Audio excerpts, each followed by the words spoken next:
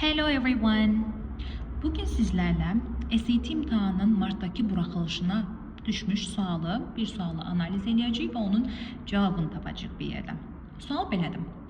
As with the other river deltas, the Indus River Delta is boşluq. It's a constantly evolving network of channels and strip of land that change in size and shape as the river deposits new sedimentary particles where the river meets the waters of the Arabian Sea.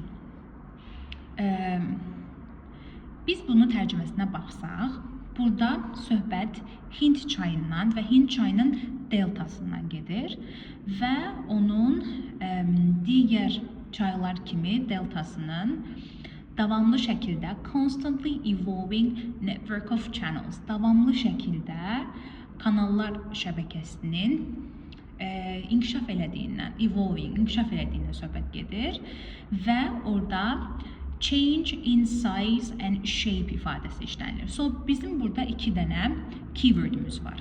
Constantly evolving, bir də change in size and shape.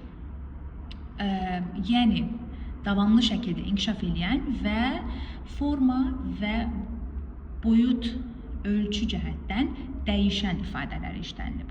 Aşağıdakı cavablara baxsaq, burada bizdən boşluğu ən məntiqli şəkildə doldurmağımız tələb olunur. Cavablara baxırıq.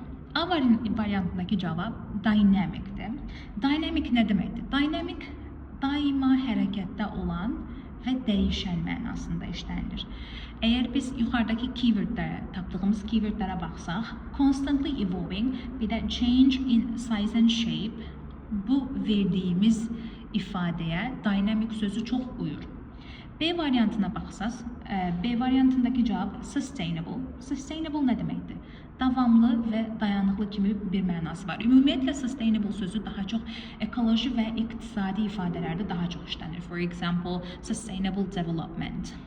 Ona görə də bu tekstdəki daima dəyişən, daima hərəkətdə olan və ölçüsünün və shape'inin, formasının tez-tez dəyişdiyi ifadəsinə sustainable uymur.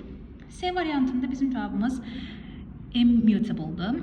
Immutable ifadəsi dəyişməz sabit deməkdir. Yəni bu bizə tekstdə verilən informasiya ilə ziddiyyət təşkil edir və D variantındakı cavab unrivaled.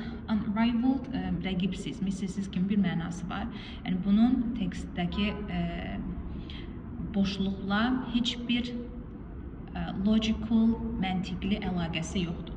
O zaman avtomatik burada biz cavab olaraq A variantı dynamic sözünü götürürük və səbəb olaraq isə dynamic sözünün tərcüməsi olan, daima hərəkətdə olan, dəyişən ifadəsini constantly evolving və change in size and shape ifadələrinə bağladığımız üçün A variantını daha məntiqli cavab